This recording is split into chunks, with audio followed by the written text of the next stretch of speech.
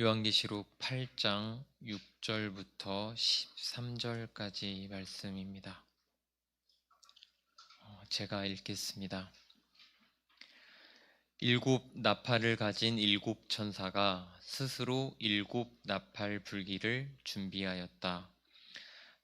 첫째 천사가 나팔을 부니 피 섞인 우박과 불이 나와서 땅에 쏟아지매 땅의 3분의 1이 타버리고 수목의 3분의 1도 타버리고 각종 푸른 풀도 타버렸더라.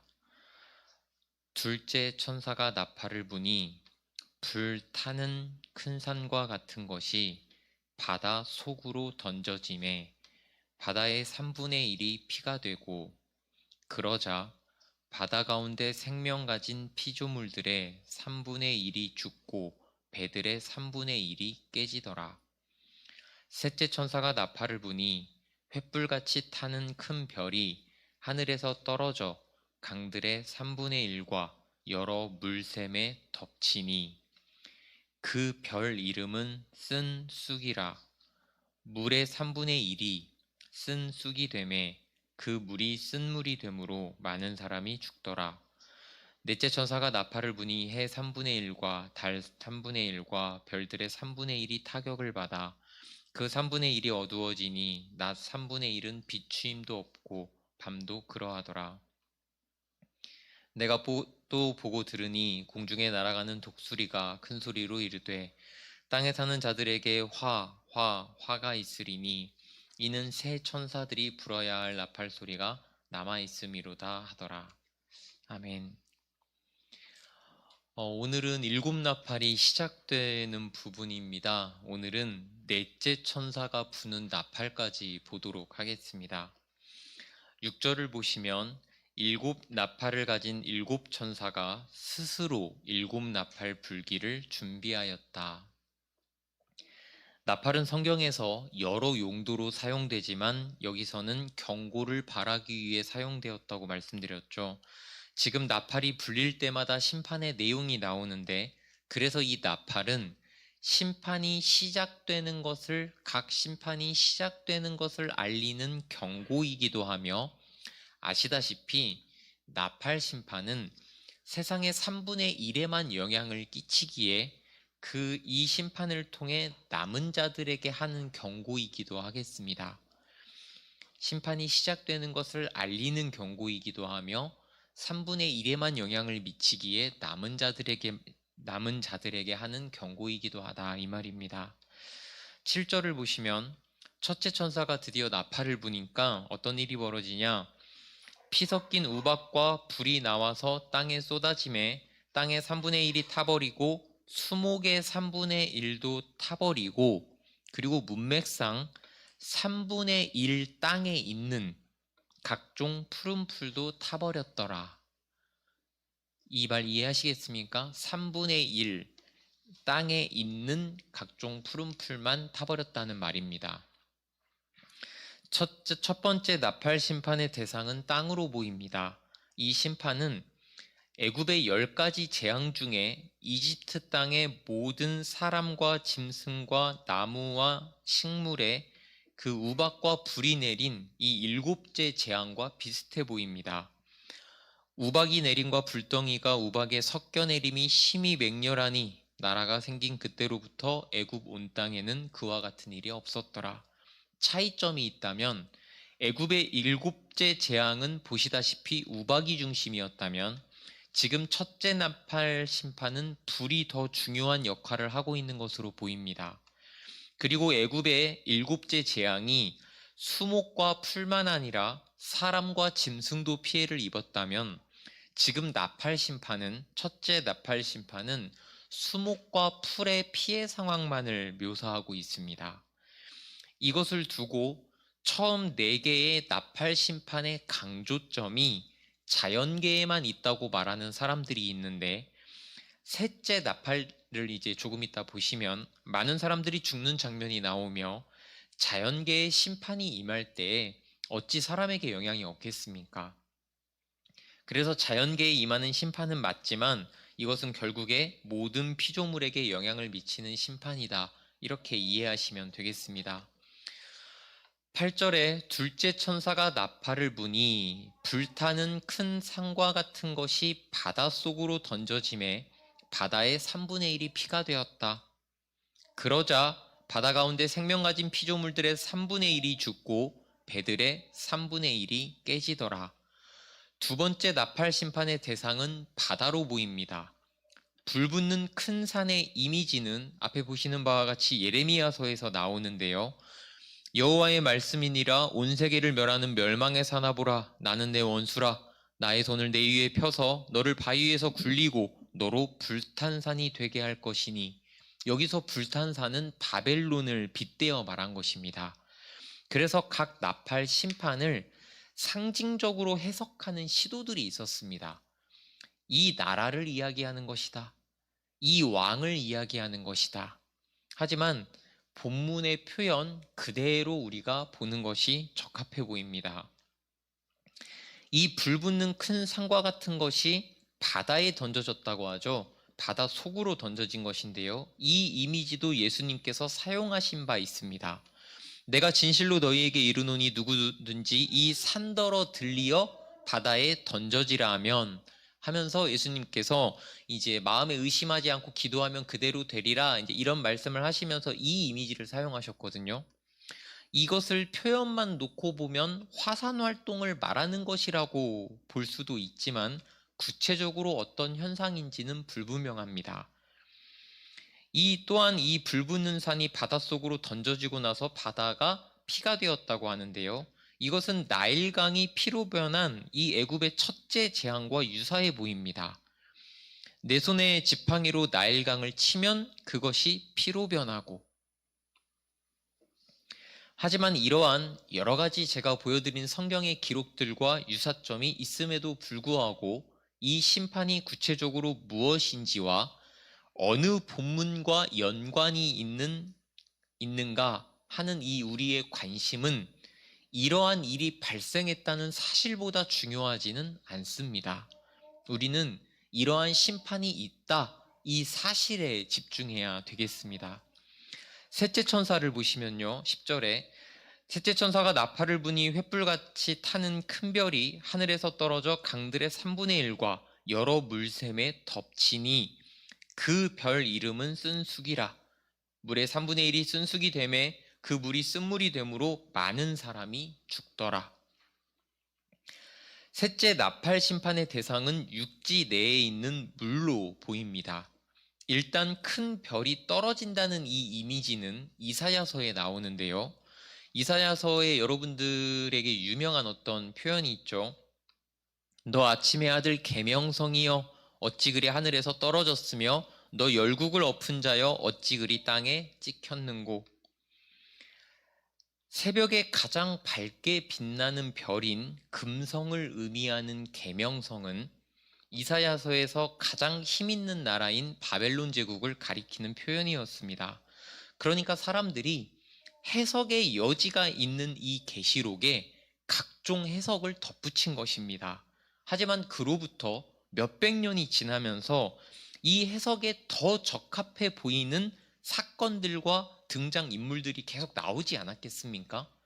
그러니까 이제는 우리가 계시록을 볼 때 이 사건이 이 사건을 말하는 것이다.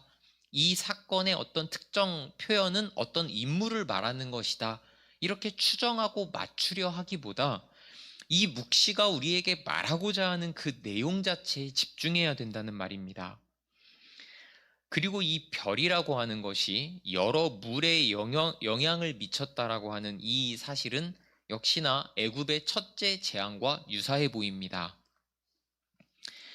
여호와께서 또 모세에게 이르시되 아론에게 명령하기를 내 지팡이를 잡고 내 팔을 애굽의 물들과 강들과 운하와 목과 모든 호수 위에 내밀라 하라. 그것들이 피가 되리니 애굽 온 땅과 나무 그릇과 돌그릇 안에 모두 피가 있으리라.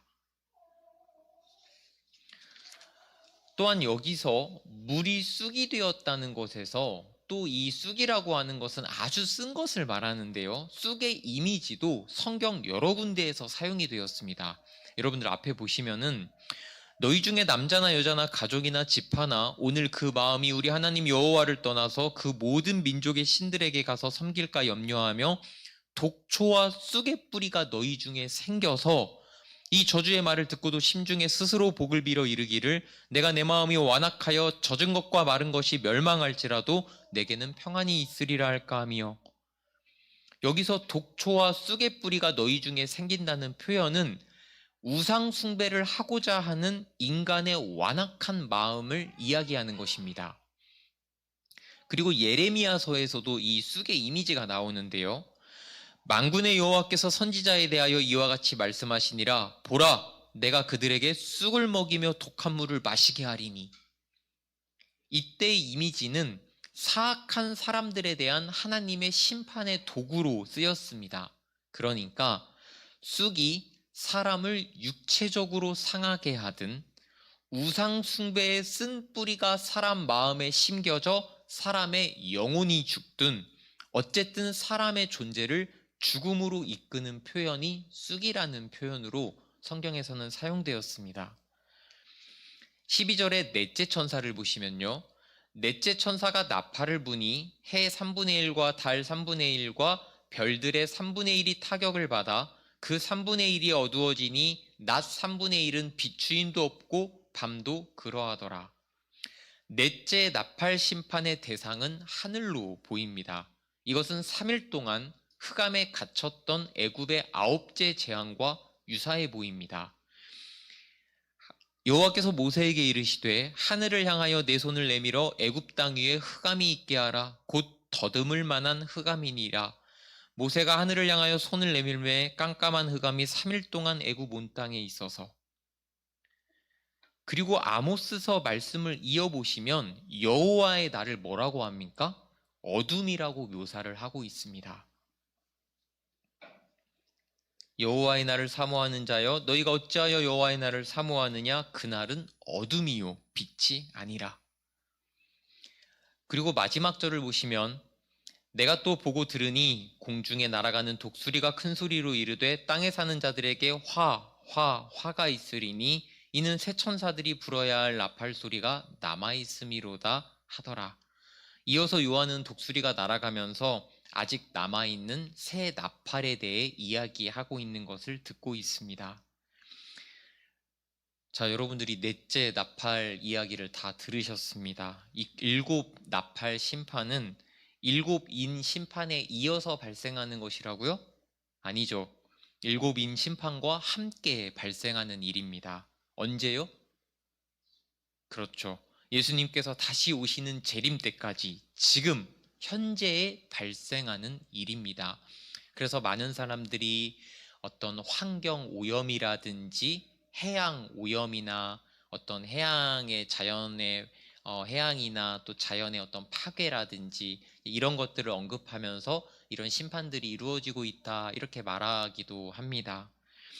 그런데 누구나 이제 오늘 본문을 보면 이런 질문이 생길 것 같습니다. 왜 심판이 있어야 하는가? 그런데 지금 13절을 보시면 독수리가 누구에게 경고를 하고 있습니까? 땅에 사는 자들에게 경고를 하고 있습니다. 이 심판의 내용은 땅에 사는 자들, 다시 말해 하늘이 없는 것처럼 살아온 땅에 사는 자들에게 하는 경고입니다. 그들은 하늘에 어떤 존재가 있음을, 그가 만든 법칙과 질서가 있음을 모르고 살아가는 자들입니다. 이 땅은 그들이 생각하는 것처럼 영원히 존재하는 곳이 아니라 치유받아 새롭게 회복되어야 할 곳입니다. 하늘의 통치는 이 땅에서 다시금 수립될 것이고 그 일이 얼마 남지 않았습니다. 하지만 여전히 치유되거나 회복받지 않고 이 땅이 영원한 것처럼 살아가는 이 땅에 사는 자들이 있기에 그들에게는 반드시 경고가 필요하며 지금 7인과 7 나팔 심판은 그 역할을 하고 있는 겁니다. 지진을 경험해 본 사람은 우리에게 안정감을 주었던 이 땅, 기반이 흔들리는 경험을 합니다. 지진을 경험하기 전까지는 땅이 흔들린다는 거 생각하지도 못했던 일이죠. 지금 나팔 심판의 배경이 되는 땅과 하늘과 바다는 하나님의 천지창조 6일 중에 전반부 3일 동안 만드신 인간이 살아가는 삶의 기본적인 터전이자 환경입니다. 이곳에 심판이 내려진다는 사실은 이곳이 우리의 삶의 영원한 터전이 아니라 일시적인 곳임을, 우리는 계속 이동해야 하는 존재임을 말해주는 겁니다. 호텔에서 체크아웃 시간이 되면은 전화가 오죠. 그곳은 우리가 사는 곳이 아닙니다. 심판은 그런 의미에서 일종의 경고입니다. 전화입니다. 옮겨야 한다고요. 무엇을요? 먼저는 우리의 마음을, 그리고 나중에는 우리의 몸도 옮길 것이라고 말해주는 겁니다. 우리는 따로 시간을 내어서 철학사를 공부하고 있습니다. 철학사를 공부하는 이유는 이 세상 사람들이 어떤 생각을 가지고 어떤 사상을 내어왔는지, 어디에 희망을 두며 인류의 방향을 어디로 이끌어 가는지를 알기 위해서 공부하는 겁니다. 철학사를 공부하면 우리가 어디쯤에 있는지, 어디로 가고 있는지를 알게 됩니다. 현재 우리는 과학이 종교를 대신하여 세계와 인간을 포함한 모든 것을 설명하려는 시대를 살고 있습니다. 여기를 지나가고 있습니다. 과학은 다르게 표현하자면 이 세상의 원리와 법칙을 논리적으로 표현하는 학문입니다. 여기서 논리적이라는 말이 무슨 말인가? 인간이 가진 보편 이성으로 납득 가능한 것을 논리적이라고 말하는 겁니다. 그러니까 과학이 유효한 영역은 인간이 가진 보편 이성으로 파악이 가능한 영역에서만입니다.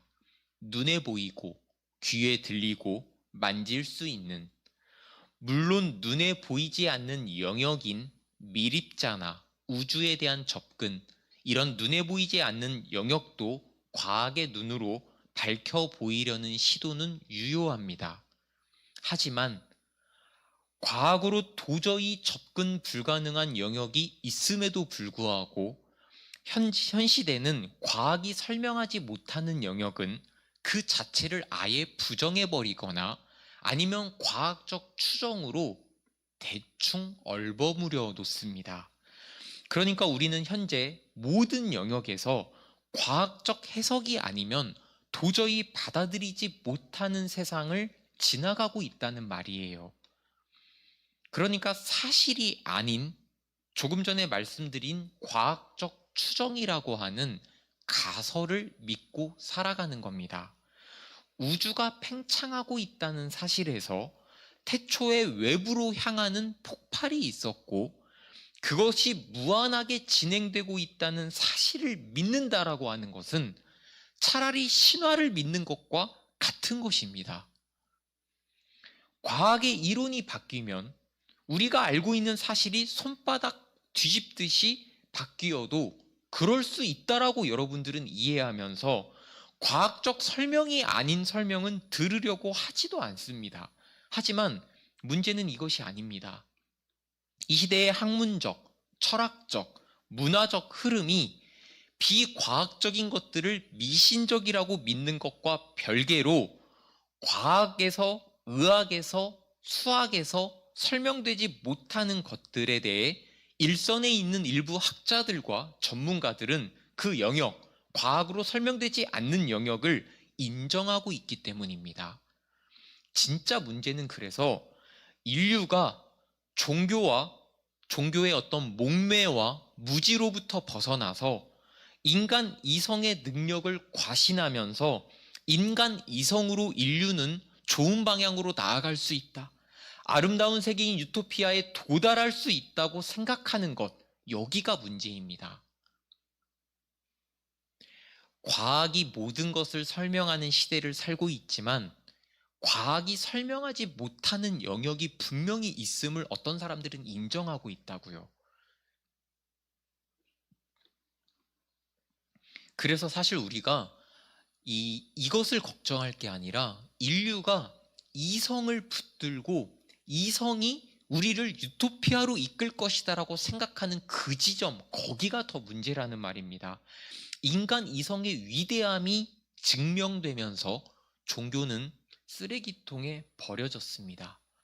여기에 기본적으로 종교의 타락과 방심이 본질적인 문제였음은 물론이고 과학의 발달과 르네상스 이후의 문예부흥으로 시작된 인류 문명의 발전이라고 하는 게 세계화의 가속과 합쳐져서 인간 이성이 빛날 수밖에 없었던 시기를 우리가 살았습니다. 그런데 그러다가 세계대전이 발발하면서 인간의 이성이 더 이상 선한 방향으로만 나아갈 수는 없고 인류가 쌓아온 모든 것을 파괴할 수 있으며 인류의 도덕을 밑바닥까지 후퇴시킬 수 있음을 확인했음에도 불구하고 인류는 이성에 대한 낙관을 포기하지를 않았습니다. 그때 잠시 문학과 예술이 깊은 절망과 허물을 논했으나 시간이 지나고 인류는 이 끔찍한 사건을 잊은 듯이 다시금 인간 이성에 대한 희망을 노래하고 있습니다. 문제는 희망을 가진다는 것이 아닙니다. 희망의 근거를 어디에 두고 있냐는 것인데 문제는 인류가 여전히 그 인류에 대한 희망을 인간 이성에 두고 있다는 말입니다. 수백만 명을 죽이고 학살한 인간 이성에 조금의 수정도 가하지 않은 상태로 또다시 거기에 희망을 두는 것은 무지가 아니면 무엇이겠습니까? 한 번의 실수라고 생각하는 겁니다. 하지만 그 이후에 정말 그것은 한 번의 실수였고 인류가 평화와 화평과 안정의 길을 걸었습니까? 인간 이성의 위대함이 증명되었습니까? 여전히 반복하고 있습니다. 세계대전을 경험하고 나서 사람들은 여러 가지 기구를 만들었습니다. 기구를 만들어서 세계적인 연합기구를 만들어서 전쟁을 방지하자. 다시금 이런 일이 없게끔 하자.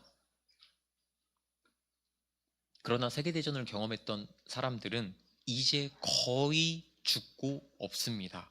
그때 인류가 느꼈던 뼈아픈 좌절과 값비싼 교훈을 기억하는 사람은 이제 없고 인류 역사가 반복했던 것처럼 이 모든 좌절과 절망의 기록은 단지 역사 기록 중 하나가 되어버렸습니다. 인류가 과거로부터 무엇을 배우면서 앞으로 나아간다는 것은 환상이자 착각입니다. 담배가 좋지 않다는 것은 모두가 알고 있습니다. 아는 것과 금연하는 것은 전혀 다른 문제입니다. 우리가 역사책에서 배우며 박물관을 만들어 기념하고 주기적으로 행사를 진행한다 할지라도 아는 것과 사는 것은 전혀 다른 문제입니다. 지금 오늘 전 세계에서 벌어지는 전쟁과 다툼과 무역의 갈등과 정치적 합의와 나라들 간의 세력들 간의 긴장들을 보십시오. 과거의 일을 떠올리면서 우리가 잘못하면 세계에 큰 해를 가져올 수 있으니 미래의 인류에게 해가 되지 않도록 우리가 이렇게 결론을 내립시다 하는 것들이 있습니까? 당장 내가 살기 위한 그 시대 안에서 내가 이득을 보기 위한 결론을 내리고 있지 않습니까? 어떤 국가나 단체도 인류의 미래를 위해 손해보며 양보하며 화합하며 역사로부터 교훈을 끄집어내려고 하며 그렇게 미래를 준비합니까? 결코 그러지 않습니다.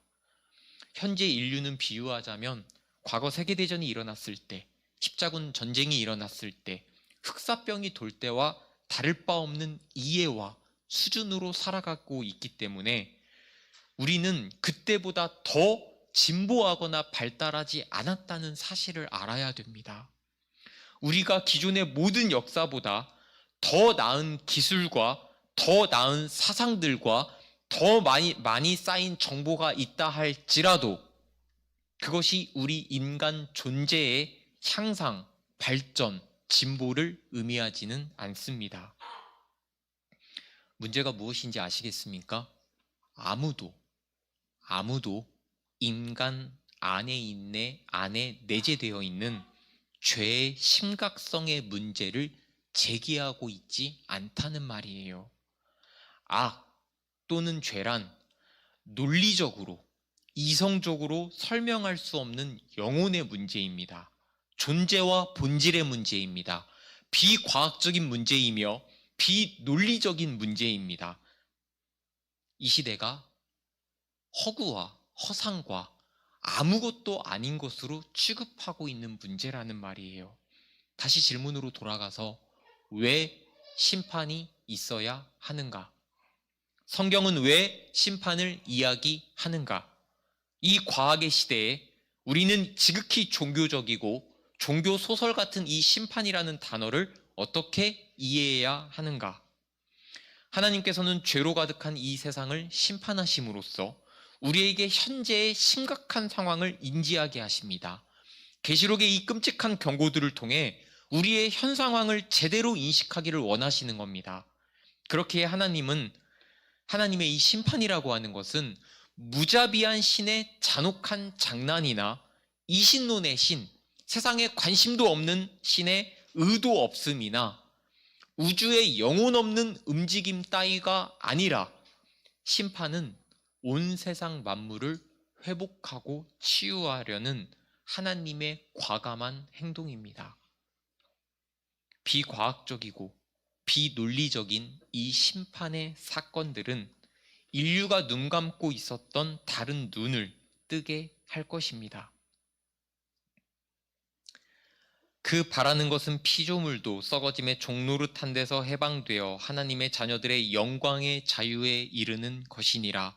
피조물이 다 이제까지 함께 탄식하며 함께 고통을 겪고 있는 것을 우리가 아느니라. 그러니까 오늘 나팔 심판은 세상의 온 피조물에게 내려지는 심판이지만 사실 세상의 온 피조물은 로마서의 이 말씀처럼 이 죄와 사망의 세상에서 회복되는 것을 기다리고 있습니다. 인류만 이 사실을 모르고 있습니다. 그런 의미에서 말씀대로라면 심판은 인류에게 절망과 공포가 아니라 희망과 새로워짐의 시작인 겁니다. 계시록의 마지막이 왜 아멘 주 예수여 오시옵소서로 끝나는지를 여러분이 아셔야 합니다.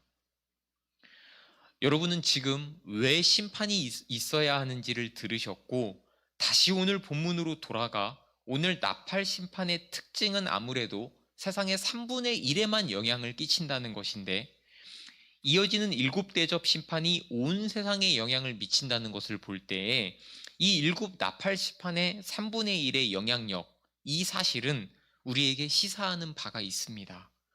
우리는 먼저 스가랴서를 통해 하나님의 이 의도를 추정해 볼 수 있습니다.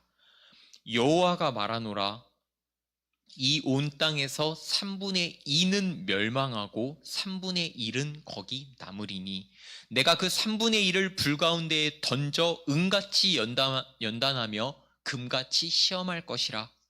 그들이 내 이름을 부르리니 내가 들을 것이며 나는 말하기를 이는 내 백성이라 할 것이요 그들은 말하기를 여호와는 내 하나님이시라 하리라. 스가랴 선지자는 비슷한 장면을 보고 이와 같이 기록하였습니다. 우리는 여기서 어떤 일의 목적이라고 하는 것이 그 일 자체에 있기보다 다른 일에 있음을 깨닫습니다. 여기서 드러나는 하나님의 심판의 목적은 결국 회복입니다. 그들이 내 이름을 부르리니. 타락한 인류가 자신들이 가진 이성에 희망을 두고 있으면 하나님을 찾지를 않습니다. 찾지 않을 뿐만 아니라 악의 구렁텅이로 더 빠집니다. 현재 우리가 그러합니다. 그렇게 하나님께서는 인류가 하나님을 부를 만한 방법을 사용하시는 것이고 그것이 아쉽게도 심판인 겁니다. 우리는 어려움 가운데 하나님을 부르게 될 것이고 나아가 여호와 하나님이 나의 하나님이라는 사실을 발견하게 될 것입니다. 우리는 오직 심판으로만 하나님이 하나님 되심을 알게 되고 인정하게 될 것입니다. 우리는 그토록 어리석고 목매한 존재입니다. 그런 우리를 깨닫게 하시는 하나님의 손길을 누가 탓할 수 있겠습니까? 양심이 있고 지각이 있는 그리스도인이라면 우리의 존재가 정확하게 어려움과 고난이 없으면 하나님을 찾지 않는다는 사실, 하나님을 전심으로 찾지 않는다는 사실을 인정할 겁니다. 여기서 우리는 하나님의 목적을 다시 한번 생각해 보게 됩니다. 하나님의 최종적인 목적이 심판입니까? 아니면 다른 것에 있습니까? 우리가 현재 그리고 앞으로 다가올 심판 앞에서 어떤 마음가짐이어야 하는지 아시겠습니까? 오늘 우리는 3분의 1 심판을 바라보면서 우리의 마음과 자세를 바꾸어야 합니다. 단지 두려움이나 불안으로 우리가 이 기록을 접하면 안 됩니다.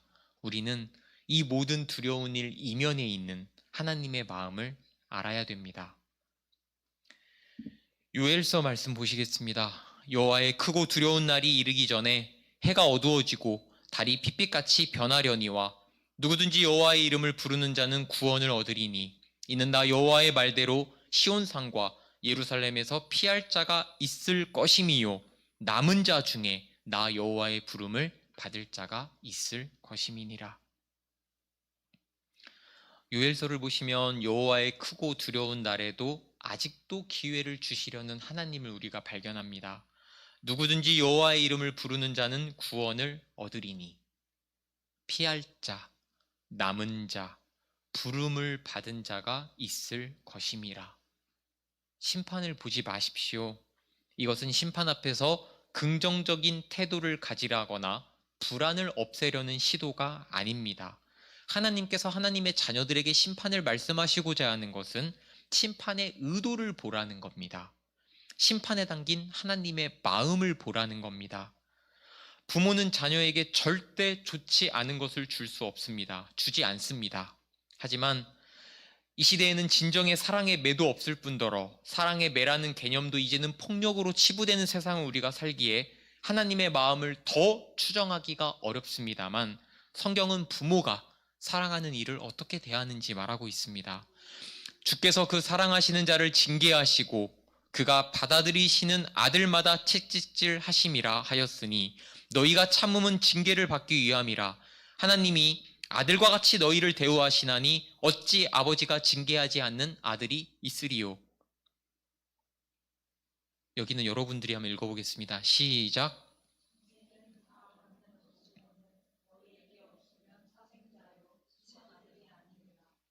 계시록에 나와 있는 심판 중에는 하나님의 자녀들에게 해당하지 않는 심판도 분명히 있습니다. 하지만 성경이 우리에게 보여주고 있는 심판의 이미지가 있다면 그것이 설령 우리와 상관없는 심판이라고 할지라도 그것을 보고 우리는 많은 것들을 깨달을 수 있습니다. 한국교회는 오랜 시간 구원의 확신을 말해왔습니다. 맞습니다. 구원의 확신은 신자에게 주어지는 특권이며 성령님께서 마음에 주시는 확신입니다. 하지만 너무도 많은 방심의 신앙 속에서 실제로 구원받은 자로서의 신앙과 그 증거가 삶의 표지로 드러나지 않는 것을 볼 때에 저는 차라리 모든 성도들이 의심하는 믿음이었으면 좋겠다고 생각했습니다. 이 시대만큼 구원의 거짓된 확신으로 살아가는 시대가 없다고 봅니다.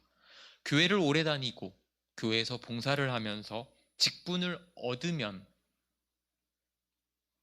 사람들을 이간질하고 악한 영향력을 끼치며 하나님의 종들과 동료들을 시험 들게 하고 교회를 어지럽히며 세속적이고 인본적인 삶의 자세와 태도로 살아가는 사람들이라 할지라도 사람이라도 하나님의 자녀로 인정을 받는답니까?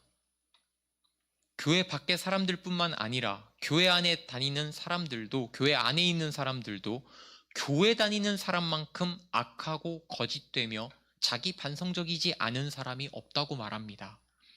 어찌 그렇게 확신 있게 악을 행하십니까? 나중에 하나님께서 아니라고 말씀하시는 그 상황을 가정해 보지도 않은 채 악을 마치 순교하듯이 신앙적 확신으로 저지르는 사람들을 봅니다. 그런 사람들을 위해 계시록의 심판은 모두에게 유효한 기록입니다. 모두에게 하는 경고입니다. 누가 신자이고 누가 불신자였는지, 누가 알곡이고 누가 쭉정이였는지 저 나라에 가서야 최종 밝혀집니다. 그때까지는 모두가 눈물로 하나님의 심판 앞에서 겸허하며 낮아지며 겸손해야 합니다. 무릎 꿇어야 하고 통곡해야 됩니다.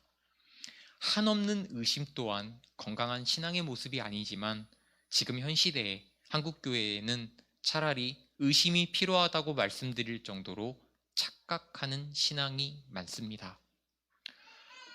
돌다리도 두들겨 건너야 합니다. 우리는 하나님 앞에 우리의 신앙을 늘 꺼내어 점검하고 돌아보아 하나님 앞에 순결하고 정결한 거룩한 산 제물로 바로 서기를 노력해야 할 것입니다. 기도하겠습니다. 하나님 아버지, 나팔 심판을 보았습니다. 나팔 심판이 우리와 상관없는 심판이라 생각하며 방관자처럼 읽어보라고 성경을 기록하지는 않으셨을 것 같습니다.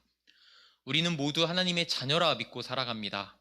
하지만 죄와 악에 지배당하는 실존 앞에서 우리 중 과연 누가 하나님의 자녀라고 당당하고 뻔뻔하게 살아갈 수 있겠습니까? 우리 마음에는 의심도 있고 불안도 있습니다. 이 긴장감 사이에서 우리가 기도하며 의심하며 눈물 흘리며 감사하며 하나님께 나아가야 할 것입니다. 겸손하고 낮아진, 하지만 오직 하나님의 위로하심에만 고개가 드는 우리가 되기를 원합니다. 하나님, 우리를 긍휼히 여기고 우리를 구원하시사 우리를 인도하여 주시옵소서. 우리 다 같이 기도하겠습니다. 하나님 아버지, 만물의 창조주이자 심판자이신 하나님을 찬양합니다. 하나님께서 모든 만물의 주인이시니 하나님께서 하시는 모든 일이 옳으니이다.